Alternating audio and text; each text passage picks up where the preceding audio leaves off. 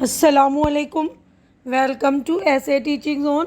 आज की हमारी ये वीडियो फोर्थ क्लास की ईवीएस का है। बुक का नाम लुकिंग अराउंड, चैप्टर नंबर 1 कर रहे थे हम। तो इससे पहले मैंने पेज नंबर 7 की वीडियो बना दी है।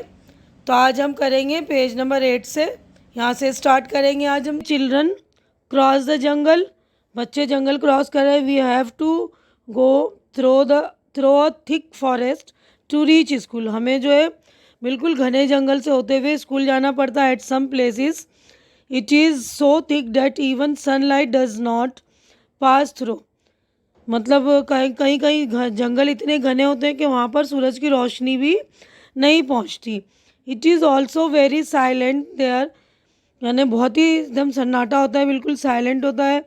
You can only hear the sounds of different birds and other creatures. यानी कभी कभी कुछ चिड़ियों की या बर्ड्स वगैरह की आवाज़ आती है, या कोई जानवर या कोई क्रिएचर्स होते हैं उनकी आवाज़ आती है। तो यहाँ पर ये देखिए क्वेश्चन है इससे रिलेटेड।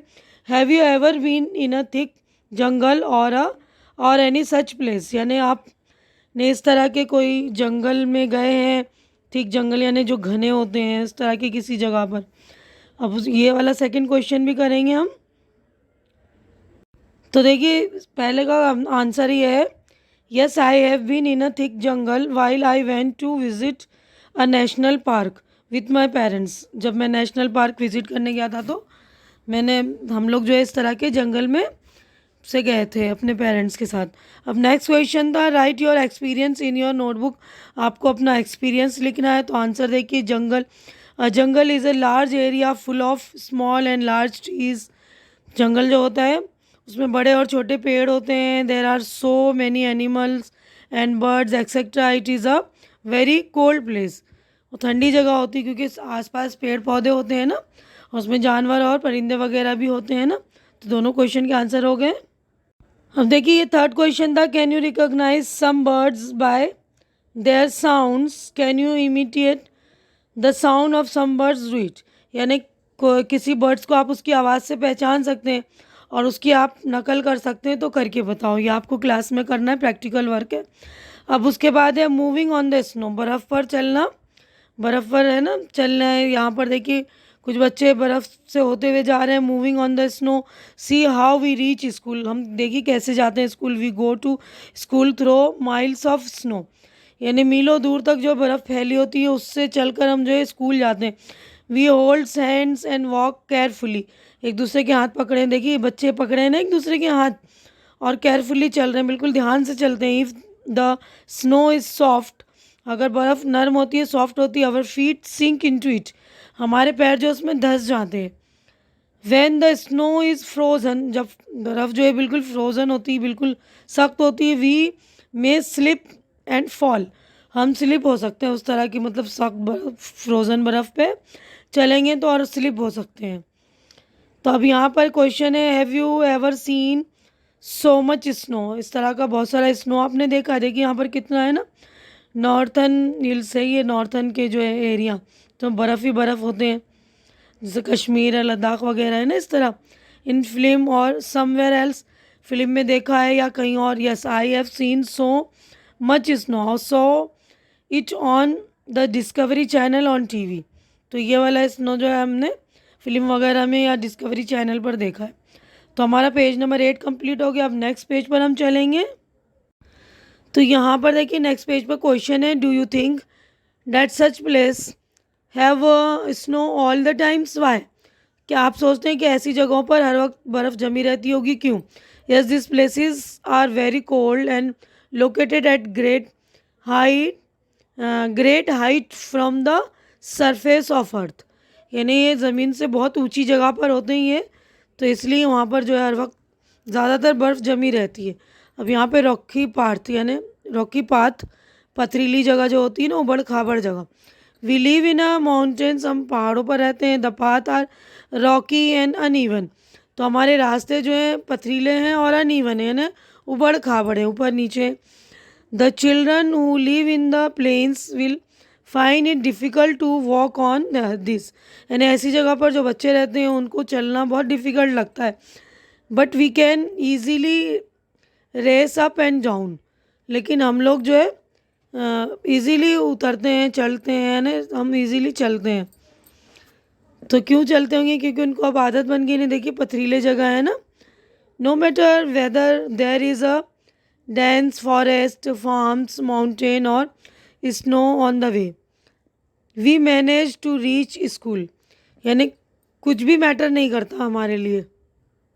यानी कोई भी चीज़ हो, जैसे अगर पथरीली ज़मीन है, कोई घने जंगल है, कोई पहाड़ी है, बर्फ़ है, कोई चीज़ मैटर नहीं करती। हम स्कूल जाने से कोई भी चीज़ नहीं रोकती, हम मैनेज कर लेते हैं स्कूल जाना। अब यहाँ पर क्वेश्चन है, do you face difficulty on the way to your school? क्या आप लोग डिफ़िकल्टी फेस करते हैं स्कूल जाने में? तो नहीं, हमारे रास्ते में तो कोई डिफ़िकल्टी नहीं है, इजीली हम शहरों में रहते हैं तो आसानी से चले जाते हैं ना। अब नेक्स्ट क्वेश्चन है, which is the best month in which you like to go to school? Why? In the month of September it's neither hot nor cold। यानी हमें जो यहाँ पूछा है कौन से महीने में आपको स्कूल जाना सबसे ज़्यादा अच्छा लगता है, क्यों? क्योंकि हमें सितंबर के महीने में, क्योंकि ज़्यादा सर्दी भी नहीं होती, ज़्यादा गर्मी भी नहीं होती, तो सितंबर का महीना थोड़ा बीच का ही होता है ना। अब यह सी मी वॉक, मुझे चलते हुए देखें, यहाँ पर है गो टू अ ग्राउंड और an open space with your friends. यानी ग्राउंड में जाओ या खुली जगह पे अपने फ्रेंड्स के साथ। Act the way you will walk in this situation. यानी ग्राउंड में जाकर आप इस तरह एक्ट करो कि ये सिचुएशन है, जैसे the ground is made of soft and smooth rose petal.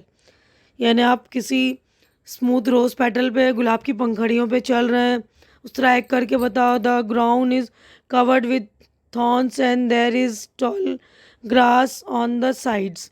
यानी वहाँ पर कांटे हैं। सेकेंड वाला सिचुएशन जो है उसमें है कि कांटे हों आपके और आप घास पर चल रहे हैं, तो वो वाले एक्ट करके आपको मतलब शो करना है, एक्टिंग करनी है। The ground is cover with snow. Ground जो है पूरा बर्फ़ से घिरा हुआ, मतलब बर्फ़ से कवर्ड है। Was there a different in the way you walked each time? Discuss. क्या अलग अलग तरह से, मतलब अलग अलग चलना होगा आपका? तो देखिए पहली सिचुएशन थी ना, तो ग्राउंड पे जो तो ये देखिए सारे सिचुएशन मैंने जो ये पढ़ दिए थे ना, तो इसके आंसर्स देख लीजिए। Yes, every time the way of walking was different. पूछा था ना कि चलेंगे अलग अलग, तो कैसे, मतलब आपकी चाल में फ़र्क होगा, तो हर बारी फ़र्क होगा। When on roses petal I walked smoothly, it is a very pleasing experience. यानी हम जब गुलाब की पंखड़ियों पे चलेंगे तो हमारा एक्सपीरियंस बहुत खुशगवार होगा ना, बहुत ही अच्छा लगेगा हमें, स्मूथली चलेंगे हम। अब सेकंड हमारा पोजीशन था, when on Thrones I walked very continuously. तो देखिए यहाँ पर लिखा है आई वॉकड वेरी कॉशियसली। ये यहाँ पर COU आएगा यहाँ पर, ठीक है ना। एन की जगह पर यू होगा, कॉशियसली यानी हम ध्यान से चलेंगे। अगर कांटे हैं रास्ते में तो हमारे, है ना, तो ON नहीं आएगा, COUTIOUSLY, ठीक है। अब नेक्स्ट है हमारा, थर्ड था हमारा सिचुएशन, व्हेन ऑन स्नो। जब बर्फ़ होगी तो I walked with small step as snow is slippery. यानी छोटे छोटे हम स्टेप्स लेंगे, और क्योंकि जो बर्फ़ जो स्लिपरी हो सकता है ना, इसलिए। तो देखिए पेज नंबर 9 पर हमने सारी सिचुएशन भी डिस्कस कर ली ना, तो 9 हमारा कंप्लीट हो गया। नेक्स्ट पेज पर चलते हैं। तो ये नेक्स्ट पेज पर हम आ गए, फ्रॉम चिल्ड्रंस पेन। किसी बच्चे के कलम से लिखा हुआ है ये, किसी बच्चे की मतलब डायरी का ये लिखा हुआ है, failed in the test 30 rulers. अगर हम फेल हो जाते हैं टेस्ट में तो हमें 30 रूलर पढ़ते हैं। Fooled around the test, test में कोई गड़बड़ करता है तो 15 rulers. Homework not done 8 rulers. Nail T dress not clean 30 situps. अगर कपड़े साफ़ नहीं हो, ड्रेसिंग मतलब सही नहीं है, साफ़ सुथरे नहीं हम, तो 30 उठक बैठक करनी होती है। Having fun in the class when teacher is out, जब टीचर बाहर जाती है। Stand on one leg for 2 hours, यानी एक टांग से खड़े होना 2 घंटे तक। Not back in class after the recess. Stand in the benches with your hands up in the air for 1 hours, यानी आप जो है लंच में या रिसेस वगैरह होती है ना, तो क्लास उसके बाद क्लास में वक्त पर नहीं पहुंचते हैं तो आपको एक हाथ जो है उठाकर, मतलब 1 घंटे तक आपको दोनों हाथ ऊपर उठाकर खड़े रहना पड़ेगा बेंच तक। तो ये लिखा है सागर मिश्रा, क्लास फिफ्थ, चकमक, अगस्त 2006, देवास, मध्य प्रदेश। यानी मध्य प्रदेश का कोई बच्चा है, चकमक है उसकी जगह का नाम, सागर मिश्रा है और 5वीं क्लास का बच्चा है। तो उसने अपनी डायरी में से उसकी कलम से ये लिखे हुए जो सज़ा है, तो यहाँ लिखा है देखिए नो पनिशमेंट, तो बच्चों को पनिश नहीं करना है हमें। अब यहाँ पर टॉक करना है, टॉक एंड शेयर अबाउट, तो यहाँ पर क्वेश्चंस है तो देख लीजिए। तो देखिए पेज नंबर 10 पर क्वेश्चन आंसर है। पहला क्वेश्चन है do you also have punishment in your school, what kind of, यानी आपको क्या स्कूल में पनिशमेंट मिलती है, सज़ा मिलती है, किस तरह की। तो आंसर है yes, the teacher rebuked me for not preparing the lesson. तो देखिए ये रिब्यूक्ड मी, तो इसका मतलब होता है डांटना। तो टीचर जब हम कोई लेसन नहीं बनाते, होमवर्क नहीं करते, तो हमें टीचर डांटती है ना। अब नेक्स्ट क्वेश्चन है how do you feel when you are punish, जब आपको पनिश मिलता है तो आपको कैसा लगता है। तो आंसर देखिए आई फेल्ट अशेम्ड, यानी मुझे शर्मिंदगी होती है ना।